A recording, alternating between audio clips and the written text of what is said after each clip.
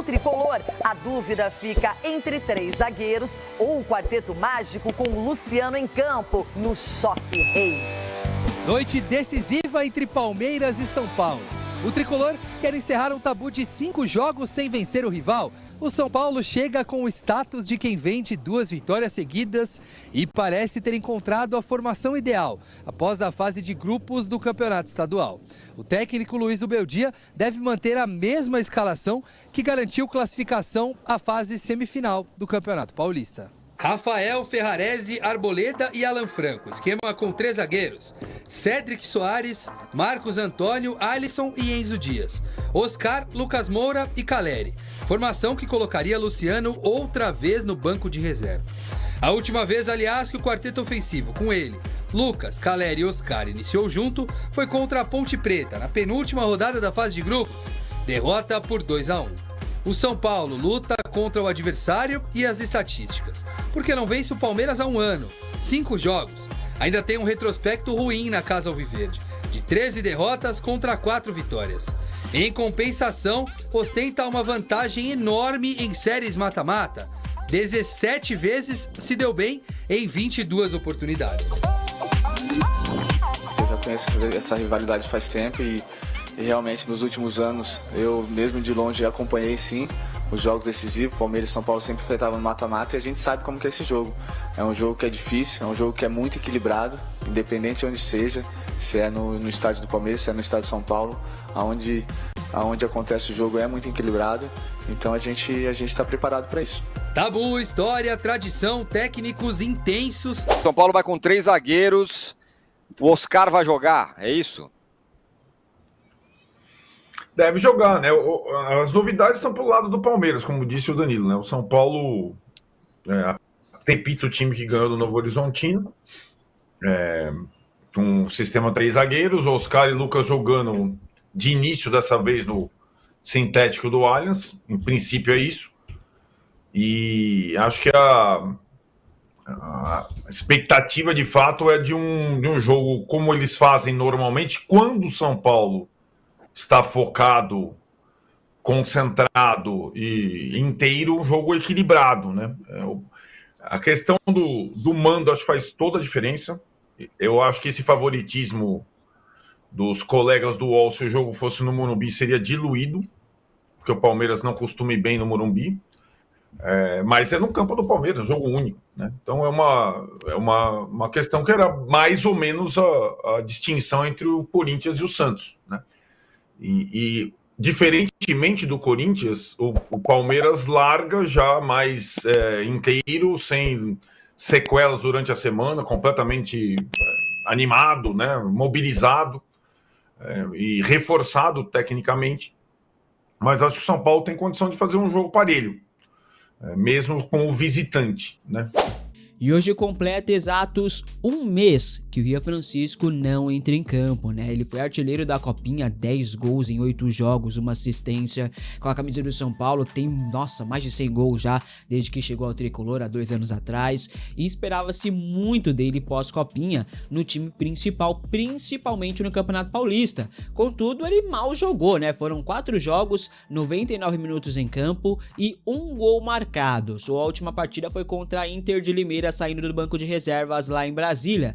Desde então, Rian Francisco não entrou em jogo, né? Ficou apenas no banco de reservas. Foram 5 jogos de lá pra cá, contra Velo Clube, Palmeiras, Ponte Preta, São Bernardo e Novo Horizontino. É o que eu falo pra você, gente. Se não testou no Paulistão, que é pra testar a fase de grupos, vai testar onde? Na Libertadores? No Brasileirão? Eu acho bem difícil. No Brasileirão até tem chance, mas eu acho complicado, né? Existe um burburinho de que o Rian Francisco estaria insatisfeito com a reserva, com a falta de oportunidades, com o sumiço. Porém, ele segue trabalhando aí para tentar o seu espaço no time principal. Mas, se depender do Zubeldia, os meninos da base vão mofar no banco de reservas, né? Tem negociação aí, algumas negociações que estão travadas pela renovação de contrato de algumas joias de Cotia, de alguns jogadores de Cotia, por conta da falta de oportunidades. E não é uma, não é duas, tá? Tem algumas aí que os moleques estão olhando assim, falando, mano, eu não vou ter oportunidade para jogar. Pra que eu vou renovar meu contrato? Matheus Alves, por exemplo, é um desses jogadores. O Leandro também é outro jogador, né? Fora que vai ter jogador que vai querer ir embora e vai sair a custo, né? Assim, a preço de banana, porque não tem oportunidades. A oportunidade que você poderia dar para os meninos, né, a melhor ocasião é em fase de grupos do Campeonato Paulista, mas se nem com o time principal, com os jogadores veteranos, o Zubeldia fez esse time jogar bola a ponto de ter ali uma classificação tranquila, que dirá com a molecada. Então, o São Paulo se complicou no Campeonato Paulista, o Zubeldia se embananou todo no planejamento, não conseguiu testar as joias de Cotia, porque ele foi incompetente, não conseguindo fazer o São Paulo fazer bons jogos, ter jogadas trabalhadas, não fazendo o São Paulo não vencer, e não é só o Zubeldia, jogadores também têm sua parcela de culpa, os veteranos também têm que ser cobrados. Então, fica complicado. Tomara que o Rian, o Matheus Alves tenham oportunidades, mas desse jeito que tá andando aí, eu acho bem complicado, viu? Bora falar agora sobre Palmeiras e São Paulo, que decidem nessa segunda-feira o segundo lugar na final do Campeonato Paulista. O adversário do Corinthians será conhecido a partir das 21h35 no Allianz Parque, estádio Alviverde. E eu queria destacar o enorme equilíbrio que existe entre os times.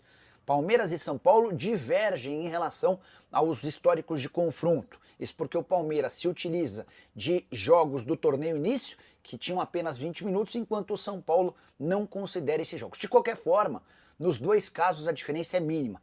Nas contas do Palmeiras, o São Paulo tem 120 vitórias contra 119 do Verdão.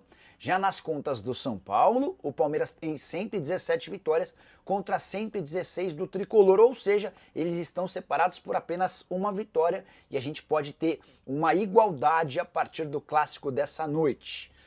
Importante destacar que se o histórico de confrontos é igual, no mata-mata a vantagem São Paulina é grande. Foram 22 duelos de mata-mata e eu estou contando jogos de ida e volta como um único resultado. Desses 22 duelos, em 17 o São Paulo saiu como classificado ou como campeão. O Palmeiras só levou vantagem em 5 desses duelos. No Allianz Parque, o Palmeiras tem 13 vitórias, 5 empates e 4 derrotas diante do rival. Mas, se o São Paulo é o time que mais perdeu para o Palmeiras no Allianz Parque, o São Paulo eliminou mais o Palmeiras no Allianz do que o reverso. O São Paulo já conseguiu eliminar o Palmeiras em 3 oportunidades no Allianz Parque e acabou eliminado pelo Palmeiras no estádio Alviverde em apenas 2 oportunidades. Diante disso, gostaria que você usasse o espaço para comentário para deixar seu palpite para o jogo. Obrigado por acompanhar mais um giro de notícias do São Paulo Futebol Clube. Não se esqueça de deixar o like, se inscrever no canal e ativar o sininho para receber todas as notificações. Isso ajuda muito o nosso trabalho e garante que você fique sempre atualizado sobre o nosso tricolor. Comente o que você achou, compartilhe com outros torcedores e até o próximo vídeo. Forte abraço!